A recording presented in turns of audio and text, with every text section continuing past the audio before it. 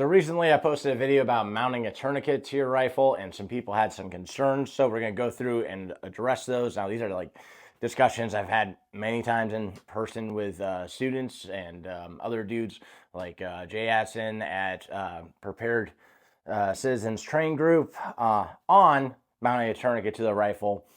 But not everyone on YouTube has heard those, so we're going to go through it. Now, also remember, keep it in context. I'm not talking about a military application.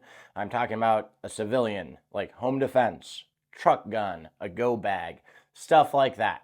Not to say that this would be totally wrong for someone in the military to do, but like a lot of times I get like veterans and vet bros commenting, and it's like they take it out of context. I'm not talking about military right now. I'm talking about for me as a civilian. So let's go through the concerns. First off, we have overheating. So people are worried that the gun getting hot will melt the tourniquet. Okay, that's going to take a lot of ammo. So I'm not going to do that on this mag that's in the gun. It's not going to overheat and melt my tourniquet.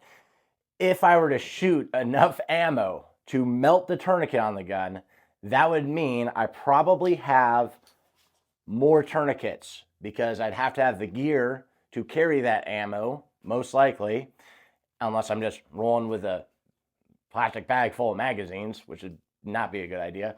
But if I had enough ammo to melt the tourniquet on the gun, I probably have more tourniquets. For me, I definitely would, okay? Because I think of it, again, this is a trauma inducer with a piece of trauma gear attached to it. So it's all trauma gear.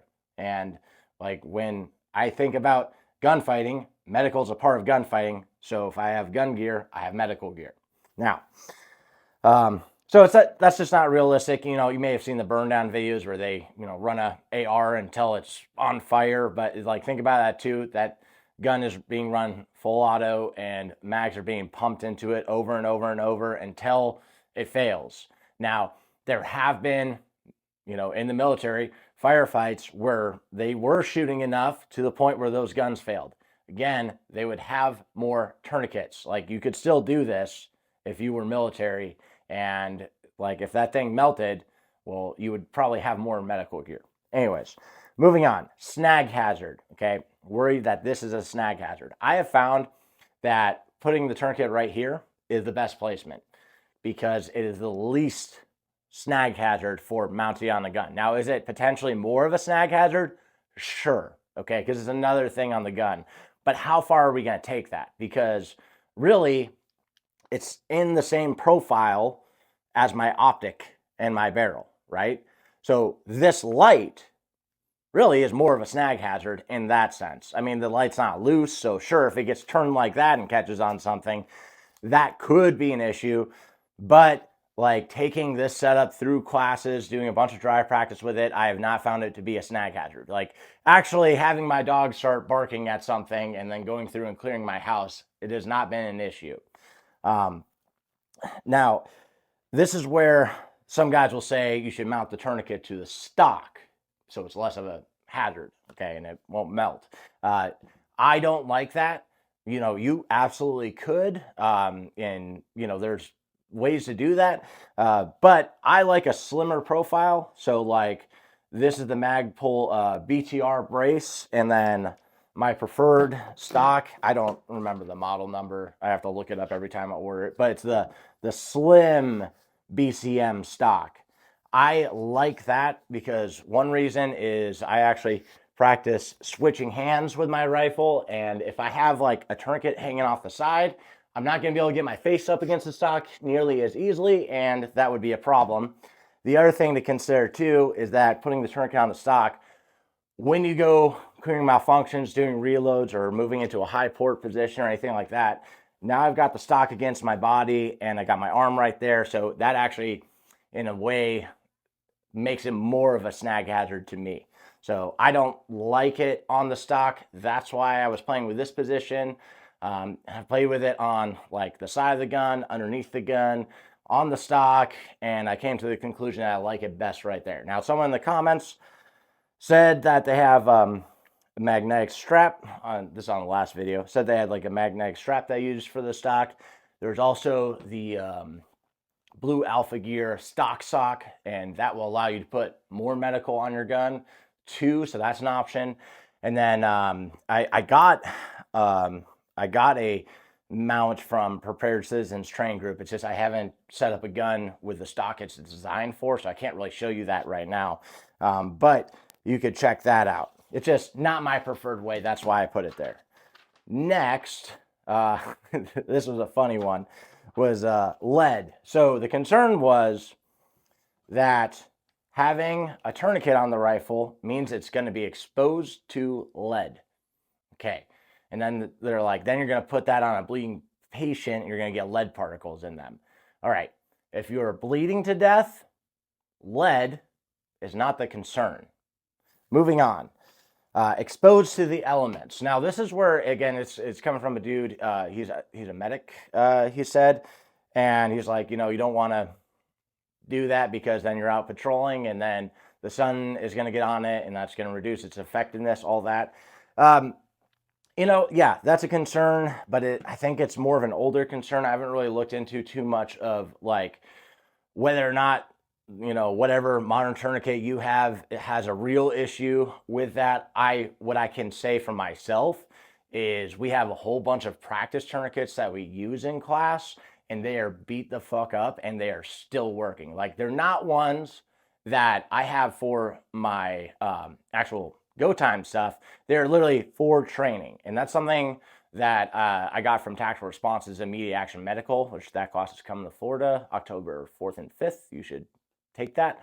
But they had us use practice tourniquets because they're viewed as a one-use item. Now, not to say that you use it once and it's broken. That's not what I'm saying. What I'm saying is that like you should have one that you beat up, that you practice with and you take to classes to train with, and then your go time stuff, you shouldn't be putting the mileage on that because you will wear them out and break them eventually.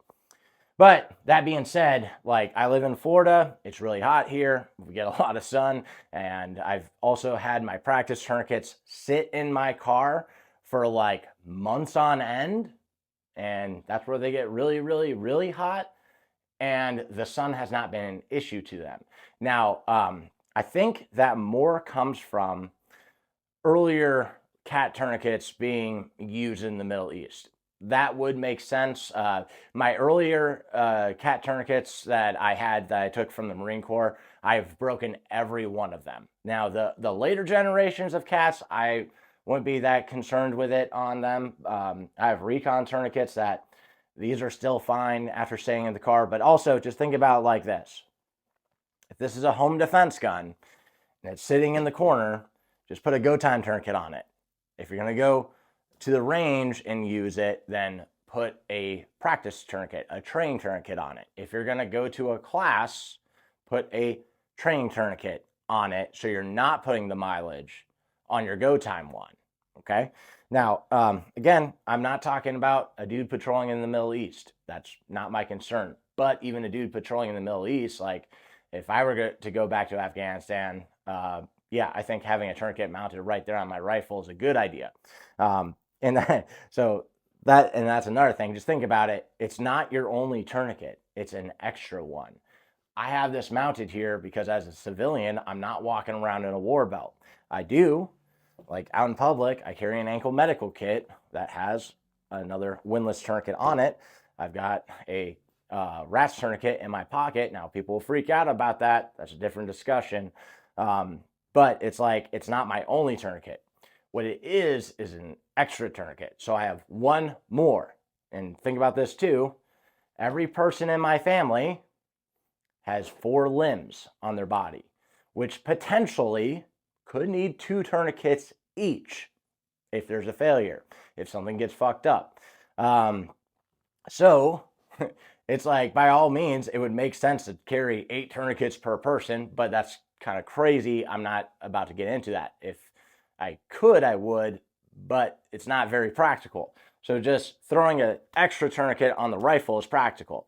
If I get up at night naked and there's someone breaking in and I grab this, I'm able to fight and I'm able to apply a tourniquet. If I grab like this bag, it's literally just for home defense. If I'm able to grab this, great. I've got another tourniquet, I've got more ammo, but really this is kind of meant for after the fact, if anything. But it's, you know, I just want you guys to kind of think about it like that. There's a lot of things people freak out about as far as mounting a tourniquet on the gun. And, you know, there are concerns that I thought about too. It just, I found not to be that big of a deal, you know. So anyways, thank you for watching. Class is coming up, North Carolina, Pennsylvania, the Combat Arts Summit in Kentucky. Take a look, link in the description. A bunch of instructors are going to be there. September 27th and 28th. Tactical Response is coming to Florida this month for Fighting Pistol and Advanced Fighting Pistol. Next month for Immediate Action Medical. So all that is on the calendar. Just click the link below. Thank you for watching. Keep fighting communism. Kill all pedophiles. And remember that training saves lives.